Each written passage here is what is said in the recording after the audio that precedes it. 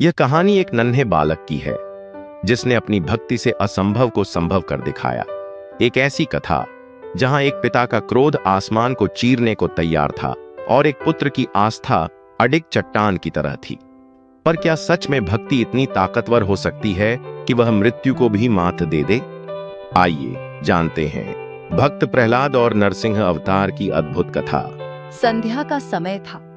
सूरज की आखिरी किरणें महल की ऊंची दीवारों से टकरा रही थी। हिरण्यकश्यपु अपने सिंहासन पर बैठा क्रोध से कांप रहा था।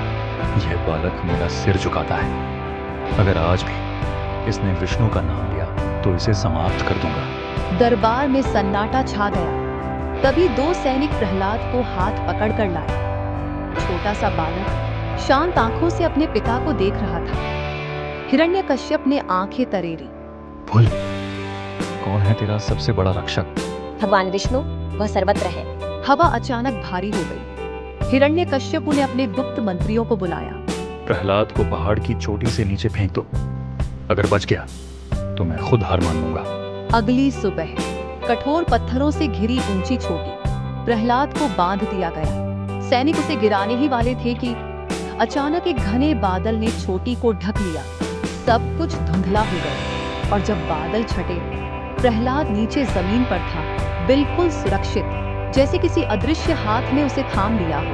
दरबार में हलचल मच गई। हिरण्यकश्यपु का पागलपन अब बढ़ने लगा था। उसने आदेश दिया, इस बालक को जंगली जानवरों के बीच फेंक दो।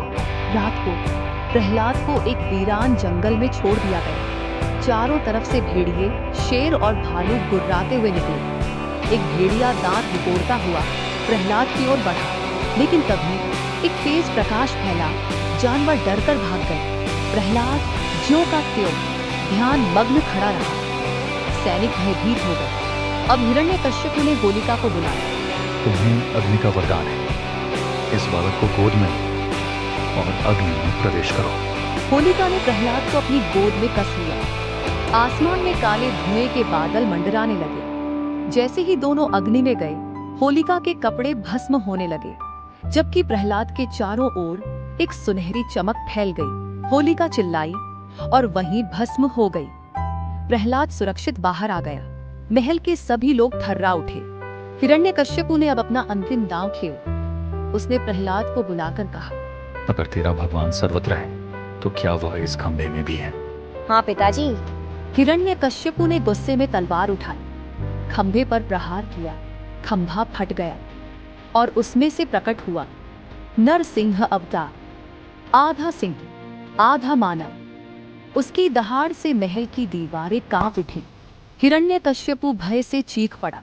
नरसिंह ने उसे पकड़कर चौखट पर दो धूली बेला में अपने नाखूनों से समाप्त कर दिया। हर दिशा में मौन छा गया। प्रहलाद ने आंखें बंद कर ली। हे प्रभु, आपकी लीला अपरंपार है। आकाश से पुष्पों की वर्षा होने लगी। दिव्य गंध फैल गई। विश्वास ने आज फिर असंभव को संभव कर दिखाया था। इस कहानी से हमें यह सीख मिलती है कि जब हमारा विश्वास अडिग होता है, तब सृष्टि की सारी शक्तियां हमारी रक्षा में लग जाती हैं।